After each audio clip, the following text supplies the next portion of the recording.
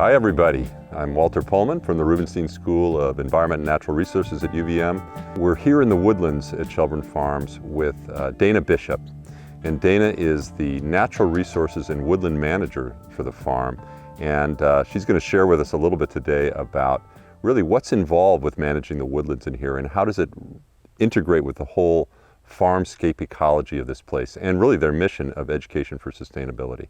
So Dana, can you tell us a little bit about the woodlands here at Shelburne Farms? Sure. The woodlands at Shelburne Farms, there's about 400 acres, 100 acres of pine plantations that were intentionally planted, and about 300 acres of mixed hardwood. Some is more sugar maple dominated, and then there's kind of a ash, hickory, oak dominated. Different kind of forest stands highlight different species. It's managed for various things like recreation, obviously lots of walkers and kids, and there's a sugar bush, so one forest stand is definitely managed for sugar maples, and then the other forest stands are just managed for wildlife, and every forest stand presents a different kind of unique challenges, and we're managing for different aspects. One of our big challenges is regeneration, so that's a constant experiment trying to get new trees growing in each forest stand. And Shelburne Farms has a special mission, and it's a multifaceted mission that's everything from historic preservation to educating about the future. How does those factors weave into your forest management concerns and strategies? So one big project for the forest management is maintaining the historic landscape that was planned by Edward Olmsted. It's just managed so that, if you stand in this location, you're looking through that forest stand and that forest stand, and it frames kind of a certain photo. It's very intentional, very beautiful, but we have these forest stands, lots of these pine plantations that really frame the landscape. The tricky part is getting those pine plantations to regenerate as pine, or we often need to intentionally plant them as pine because the regeneration doesn't want to happen naturally. It's a very planned landscape, and it's also a historic landscape, so we want to keep it looking the way it is looking instead of maybe the way it wants to succeed into a different species assemblage. And so we're working really hard to maintain the historic landscape, which is sometimes not what it wants to naturally be. So it's a challenge, but it's also rewarding because we want to keep this beautiful landscape planned as it was meant to be. Well, it certainly is a stunning place. When people enter Shelburne Farms for the first time, seeing the trees and planted in specific patterns on the landscape, and then of course the buildings that are interspersed among that, yeah. The agricultural fields. As you mentioned, this was planned by Frederick Law Olmsted back in the 1880s together with the Webb family. I've heard even that Gifford Pinchot was involved, the father of American forestry. Yes, yeah. He was. He was involved with, like I said, with these plantations that were intentionally planted on these high kind of knolls that weren't good for grazing. So some of these trees were probably planted by Pinchot. So whenever we do a harvest, you always kind of wonder if that was the one that was planted by him or not. Right. And what species might you be talking about that are not necessarily native to this landscape but were part of the planting pattern? The pine plantations. Often there's a lot of these knolls that have these pines on them. It's a mixture of pines, like some spruce trees, and now there's like some maples and some ash growing in there as well, some oak. But it was mostly dominated, it was intentionally planted with white pine. All right, I know that Shelburne Farms is interested in wildlife habitat, for instance, as well, not only on the agricultural fields, where they're managing for things like grassland birds at the same time they're growing hay for the cows. What approach do you take here in the woodlands as it relates to habitat for wildlife? So when we do kind of our forest assessments and look at our forest stands, some of the things we're looking for wildlife habitat is that there's snags, dead snags, and we want those snags to be maybe 20 inches in diameter. So we want big, nice, dead trees for birds and bugs and everything. And then we look for down woody debris. We don't want our forest floor to necessarily be cleaned up. We want there to be down woody debris. And then from a kind of a bigger picture, we're looking at how the forest stands are connected, because the Champlain Valley in general is a very fragmented landscape. And so we're looking at, if an animal is in this forest stand, how does it get to the next place? And one project involved planting some corridors to let the animals kind of go from place to place, from forest stand to forest stand, and be undercover and feel safe moving. Often these corridors start out as like shrubby shrubby native shrubs, and then they usually transition into buckthorn, which is not a native species, but it does provide that structural habitat that animals want, that cover to go from place to place. Yeah, it's great. You're managing for history, you're managing for wildlife, but I know traditionally forest management is also about timber products. And I'm wondering, what's the Shelburne Farms approach to that? Is there a market for wood that's being grown here? Yeah. And how do you work with that? Yeah, so the forest stands at Shelburne Farms are, in the forest management plan, are divided into smaller forest stands to manage. So maybe, anywhere from 5 to 15 acres is each kind of management unit or forest stand.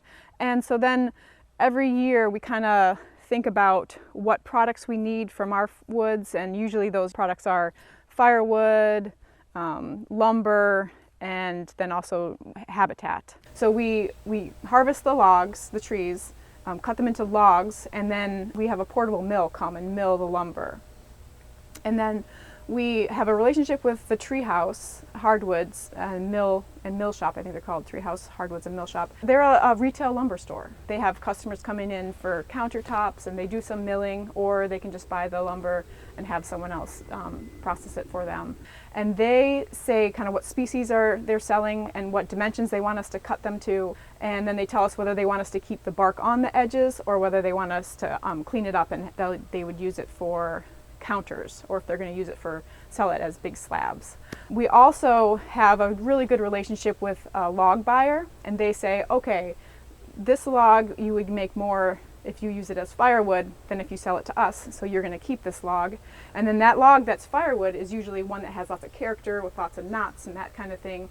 And so then we can then decide, well, is this a maple that has a lot of character that's worth more as firewood? And if it is, then we can usually sell it to the treehouse, and then we make more than firewood value for that. So we have lots of different options, and it never goes to waste, and usually we can get pretty good money for the different products, as long as we keep our harvest relatively small. Mm-hmm. If we go too big, then the treehouse can't use it. We'll make too many logs that are low quality that the log buyer doesn't want, and then we get too much firewood. So we have to keep it all scaled to our needs so that we can use it most efficiently. Great. You use this word character in describing wood. What do you mean by that?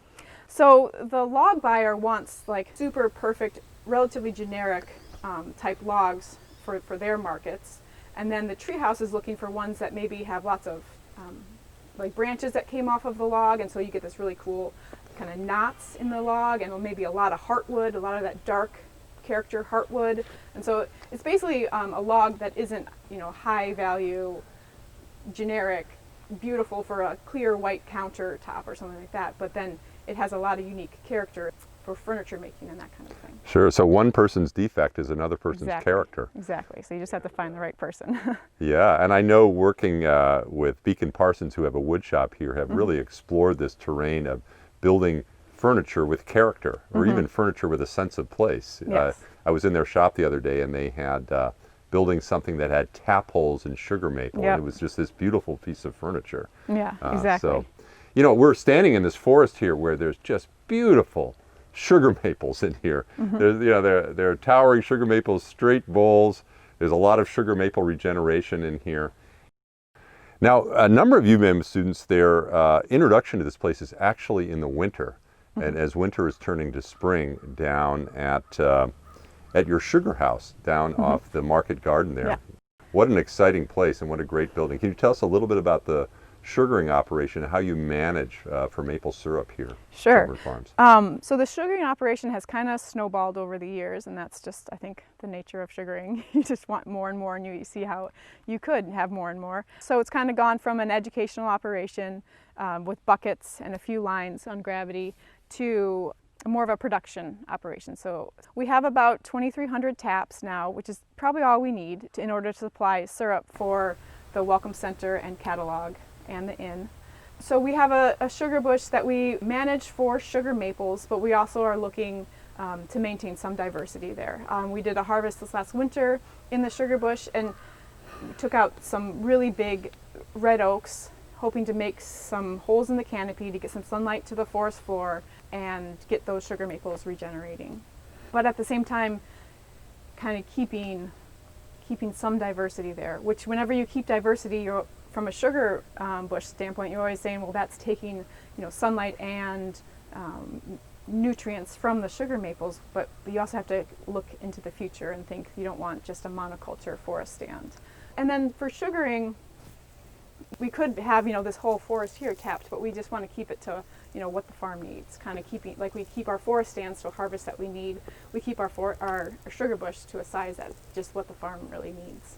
Well, I know that the sugaring operation certainly aligns with Shelburne Farms' mission of education. Mm-hmm. And I know that from bringing many UVM students here over the years. And I just wondered, any other aspects that your job as essentially the forester here, and how that links to the farm's mission of education for a sustainable future? Yeah, so every forest stand really presents a really unique challenge and an experiment to try to figure out how to manage it and how to steward it for exactly what we want at Shelburne Farms. And we also have to listen to that forest stand to let it tell us what it wants to be. So the sugar bush has talked to us and said, definitely, it's obviously a sugar bush. It makes sense for its location and its forest composition. And then there's other ones that speak to more of like a red oak system. And then we think about how we're going to manage that. And then there's other areas that we could manage for sugar bush, but we want to keep it as a place for recreation. Or there's kind of a different forest stand that's more of an educational sugar bush with buckets and lines on gravity. So instead of kind of trying to go all in on the sugaring, we need to kind of make sure we're managing for education as well. That provides just as much value as a production sugar bush. And the wildlife, which is extremely valuable for everyone to see a fox running through or a bobcat running through. We need to make sure we maintain that habitat because that's what the forests are providing. What would you say are the challenges that the forest is facing here at Shelburne Farms, and therefore your challenge as a natural resource manager? I think that the challenges that the forests have right now is that they are a beautiful forest. You look around and you see these beautiful maples. And then you do see, right now, you see these small kind of maple seedlings growing. But often these seedlings are eaten by deer, or they don't really get the nutrients they need because of the worms in the soil. So regeneration to me is one of the biggest challenges. Like we have a forest stand right now, forest stands that are beautiful, but what's coming next? And that's not always clear. And so we do harvest in terms of kind of an experimental approach. Like we harvested from one red oak forest stand where there was no regeneration. The soil was just bare, no leaves, nothing. And we said, okay, what if we get sunlight to the forest floor? What happens? And we did that and nothing happened. So now we're like, okay, what's next? We need to plant this, or what are we going to do? And so it's a constant challenge and an experiment for each forest stand. And I think, along with climate change and just thinking, okay, what kind of forest composition is going to exist in the future? So we want to be managing for, oak or even black walnut, or species that really kind of like the warmer weather. And maples probably aren't the ones that love the warmer weather. So just kind of thinking about the future forest composition and also the regeneration, which they kind of go hand in hand. Right. Yeah. I guess my last question is what part of your job brings you the most joy and satisfaction? Sugaring. You don't have to wait long for that. It's just so, like I said, for the forest management and the harvest, it's just such a head scratcher. Like, why are the trees not growing? How are we going to get them to grow? What is this going to look like next? But for sugaring, you just are making syrup, and it's delicious and it's straightforward. It's complicated and tricky sometimes, but it ultimately you get this beautiful crop, and so that's what makes it all worthwhile. And you don't have to wait for 10, 20 years exactly. to see the fruits of your labor. Yeah, exactly. You can I know. be putting it on your pancakes a little while later, or seeing the joy in people's faces when they taste it. Yeah, it's very rewarding. Well, this has been really informative. Thank you so much, Sure. Dana. And Dana Bishop, again, is the Woodlands and Natural Resource Manager here at Shelburne Farms.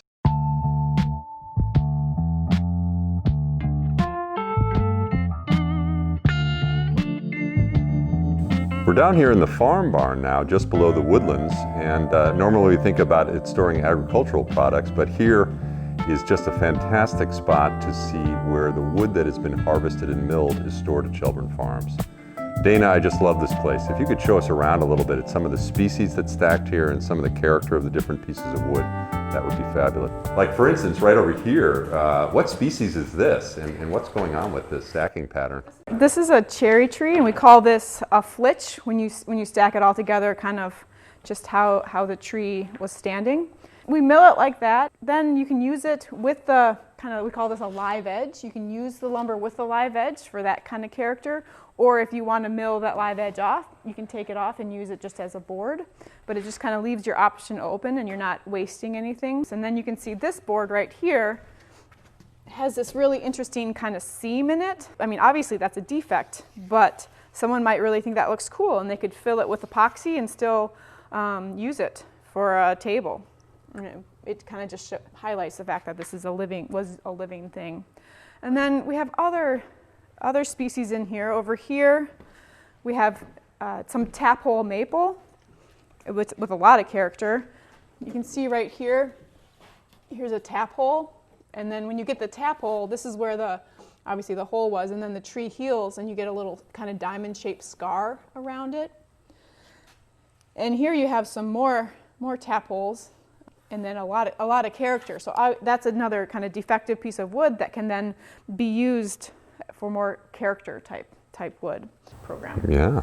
Boy, I could see somebody who's really into maple sugaring loving to have a table made out of a tree with a taphole in it as a conversation piece, among other things. Exactly, yeah. So that's wonderful. So this seems like it's a microcosm of the forest in some ways in terms of the species and their value and the different character and history that's embedded in them. What a fantastic spot. Thanks so much, Dana. Yeah, no problem.